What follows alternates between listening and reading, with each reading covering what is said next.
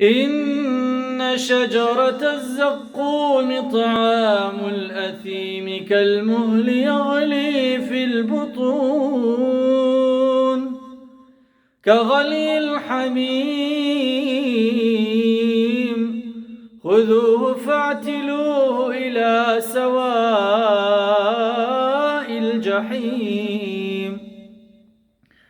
ثم صبوا فوق رأسه من عذاب الحميم ذق إنك أنت العزيز الكريم إن هذا ما كنتم به تمترون إن المتقين في مقام أمين في جنات وعيون يلبسون من سندس واستبرق متقابلين كذلك وزوجناهم بحور عين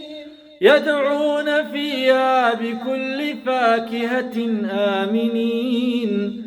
لا يذوقون فيها الموت إلا الموتة الأولى ووقاهم عذاب الجحيم فضلا من ربك ذلك هو الفوز العظيم